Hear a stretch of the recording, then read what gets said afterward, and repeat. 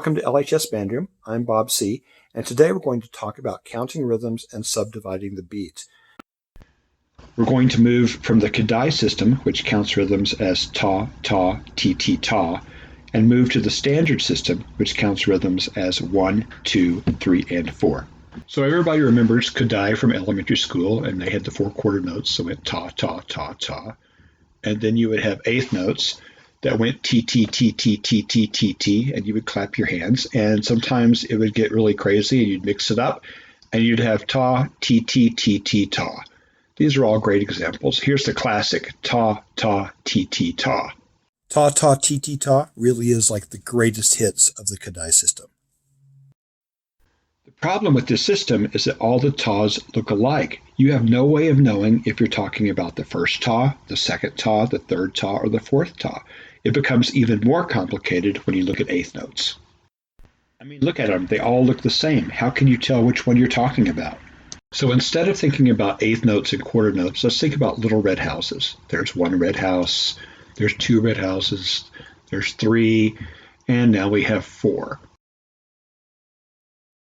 But they all still look the same. Even if we put ta with them, they still look the same. Our little hero will never find where he lives. It's sad.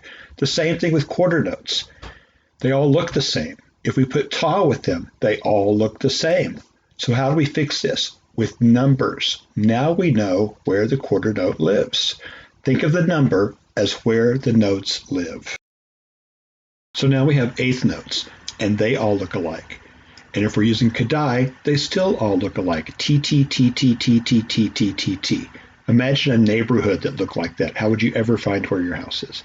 Numbers tell us exactly where the note lives. Standard counting gives us an address for every note. No more wandering around lost. You don't have to guess.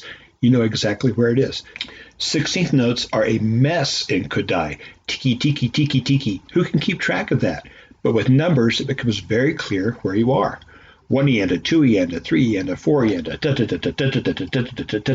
just simple. You could count more complex rhythms. 1, 2 and 3 and 4. 1, 2 and 3 and 4. It tells you precisely where things are. Now look at this percussion music. Could you imagine how this would look in Kodaly? But with standard counting, we know exactly where every note is. 1, 2 and 3 and the on 3 is silent. It's a rest. Then there's 4. Second measure.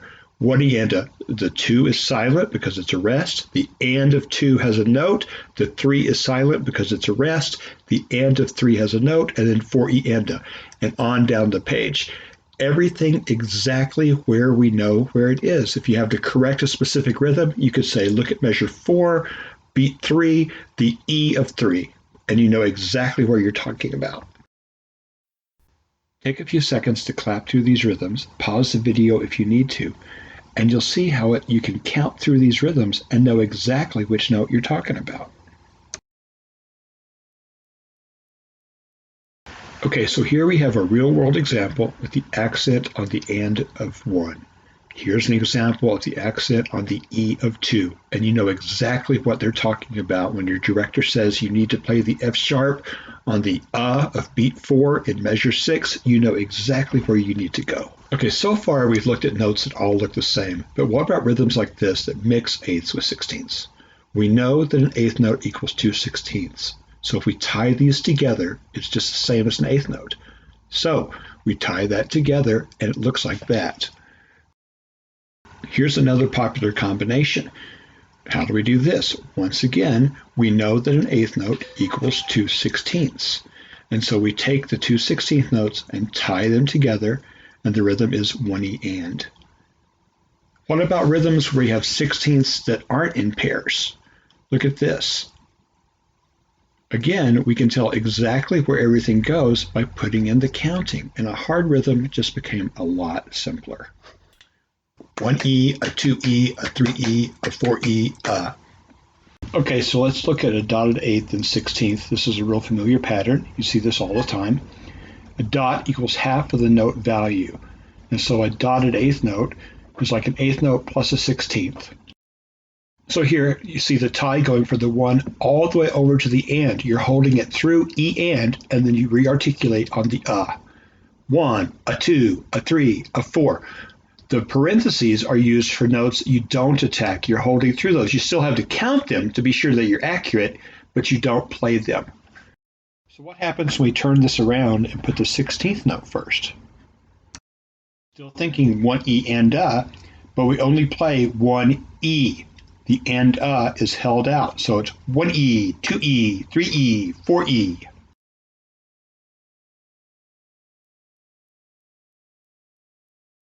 Let's check and see how much you remember. Here's a pattern that uses 16th notes, and 8th notes, and quarter note combinations. Clap and count this pattern. Pause the video if you need to.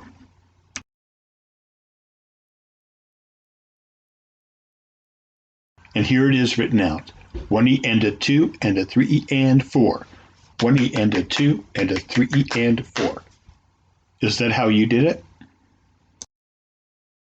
Here's another combination to clap and count. And here it is written out. Is this what you had? 1E and 2 and a 3, a 4, a. Here's an excerpt from a drum part. Why don't you try drumming this on your tabletop while you're sitting there and count it?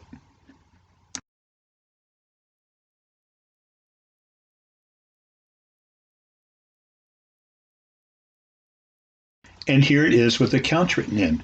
1, 2, a 3, 4, a 1E, 2E, 3, a 4, and 1, a 2E, 3, and 4. 1, 2, 3, a 4E, and a. Try to drum that while you count it. You too can be a snare drummer. So I'm having a really bad hair day, and I hope that doesn't distract. This is the whole COVID-19 thing. We haven't been in school for 2 weeks, and I'm just trying to find a way to teach. I hope that you can understand why high school musicians and college musicians need to switch from the Kodaly system to a standard system. Every note in this system has an address. It is very precise, and it's the language that professional musicians use. So if you're going to be a player after high school, then you need to learn how to speak like a musician. I hope this has been helpful. Please give me some comments, and I look forward to hearing you play. Bye.